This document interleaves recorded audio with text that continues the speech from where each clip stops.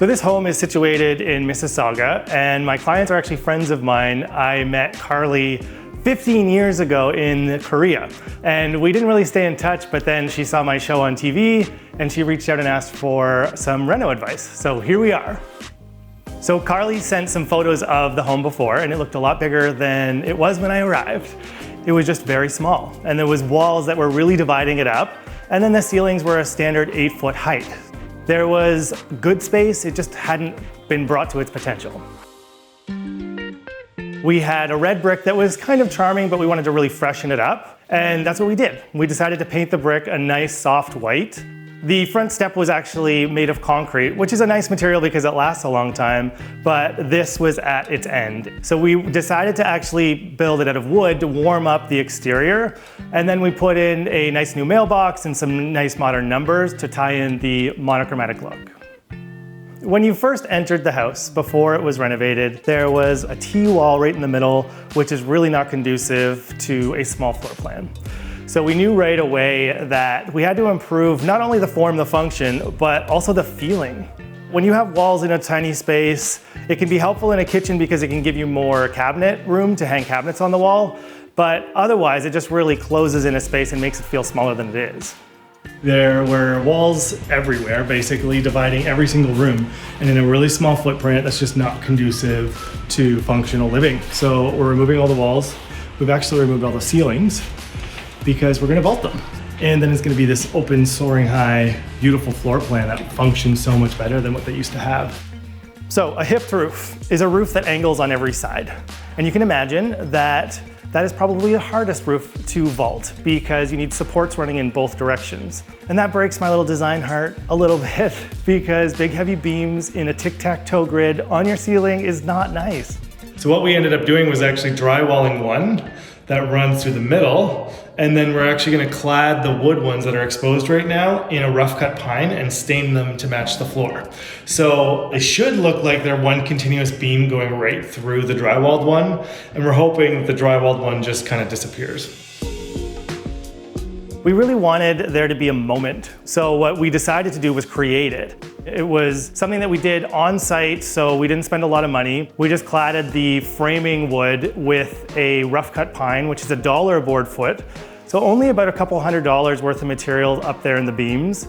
But then we mitered it to make it look like a full beam, and I think we saved them not only a bunch of money, but it looks really good. Anytime you vault a ceiling, there's a real opportunity to bring in a lot more light because you've got a lot more surface area to flood. So these two skylights were a beautiful addition, and this place is flooded. It's gorgeous. And I think it wouldn't quite feel the same without those skylights. We wanted this space to feel really natural. We wanted it to be really truth to the materials that we were using. So if it looks like wood, it is wood. When we were playing around with the living room furniture locations, we really wanted to feel open as you walked in the front door. That's why we placed the furniture in a way that when you walk in, you actually get a great view of the living space. When we first came here, there was no focal point. So what we decided to do was put in a fireplace that we built out, and then we cladded that with a veneer brick product that really looks like an old world brick and added a little bit of charm to the space. With the fireplace, we didn't do a gas, we did an electric, but then we went ahead and did a custom mantle above it, made of steel. And then it looks like we've got full logs stacked in it, but it's only 6 inches. So we've cut short logs, put it in, and that almost gives you this illusion that it is either a wood-burning fireplace or you would expect it to be gas, but it's actually just a really inexpensive unit that was about $500 and it's electric.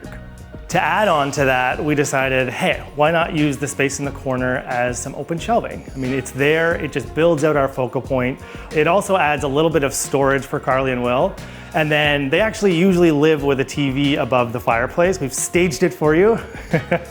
And so all of the electronics are actually fed in behind and they live on that shelf, really neatly tucked away. It was really strategic about what we purchased. Originally wanted to do like a white sofa, but when you have 2 young kids, you're not happy with me 2 weeks after you move into it and your kids have stained it and you're like, Brian, why did you pick a white sofa? So practicality really won out there, and we went with something that grounds the space. It's a nice dark fabric, lots of texture in it, and I think it was the right choice. This guy named Carl Holtz owns a sawmill way up north, And he contacted me because he saw my show and he said, I have this hex cut lumber. Could you use it for flower beds or for a garden box? And I was like, I can use the hex cut lumber, but not for flower boxes. This is way too nice. So we decided to turn it into a coffee table that's modular. You can play with the shape, but they also double as seating. And you'll notice that there's 2 different heights. So great for kids if the kids have a birthday party and lots of friends over, but also great for the adults when they're entertaining. We wanted a chair with an open back, so it had a nice clean sight line to the kitchen. As you come in, we didn't want to block it too much. And then these had this fun sort of, it reminds me of like a happy face. It's like it's smiling at you, kind of hugging your tush as you're sitting down. And then it's got this really cool circle on the back that just feels kind of different and something you haven't seen before. And it was the perfect chair for this space. So we had 2 doors off the back of the house to the backyard, and it just didn't make a lot of sense. I mean, yes, convenience is great, but when it's stopping you from having the kitchen of your dreams, kick that convenience out and get the kitchen that you want. We are naming this cabinet the Pencil Edge. I don't know what the technical name is. I don't really care, because today it's the Pencil Edge. We wanted it to feel still light and open, and then we carried that up on the upper cabinets, and we kept those a nice clean white to ground it at the bottom and make it feel light and airy above. The kitchen is twice the size of what they had before. So we've got tons more cabinets, we've got tons more countertop, and because we didn't do a lot of upper cabinets, we actually stacked the right side column cabinet next to the fridge, right on top of the countertop. And I've done this before with just doors that open on the counter, but putting a drawer at the bottom is really smart. And here's why. Because if you have anything on the counter, you don't have to move it if it's low enough to get into the cabinet. And you'll be surprised at how useful that is. It's the junk drawer. Everyone needs a junk drawer, right? You got one, I got one. This is theirs. We did an artisanal backsplash. It's handmade, and while it's really light, it has a lot of different tones. And then it's also matte and glossy, so it reflects light differently and really creates a lot of dimension. So we had a couple of really hard things to design in here. There are basement stairs going down basically into the kitchen cabinets. There's a bulkhead that we've disguised right in the corner. And in the end, we realized that a banquette was the best situation. What we did was we put the back of the banquette onto that bulkhead. It was one of the biggest challenges that ended up turning into a great feature for the space. We put a glass sheet instead of a wall behind the banquette just to keep the space nice and open. We actually applied black metal mullions right onto the glass. And what that does is really relate it to the kitchen windows, but it didn't cost an arm and a leg because we glued it right on top of the glass. So we get the same look, but not the same price tag. What's unique about this space is that it's not big, but there's tons of places to sit. There's comfortable places to dine. So you could have, 15 to 20 people in here in a party and everyone has a spot to sit. The original washroom had this really awkward step into the deepest tub I think I've ever seen in my entire life. The tub is so tall that you actually have to step up into it. It's like 3 feet. And I don't know about you, but any tub with jets, I don't know, it's suspect. One of the biggest changes to the function and the look of the space was to flip the toilet and the vanity. And for me, what that does is it actually visually opens up the room to swap them, and that's why we did it. And that also allowed us to give them a much bigger vanity, and as the main washroom for a family of 4, that was hugely important. We've got this beautiful, long linear stacked tile in the shower. We decided to do a black grout kind of on the fly because the tile installer did such a nice job. It was so clean and neat that I wanted to draw attention to how beautiful that install was. It really creates a lot more dimension and kind of echoes the mullions in all of the windows.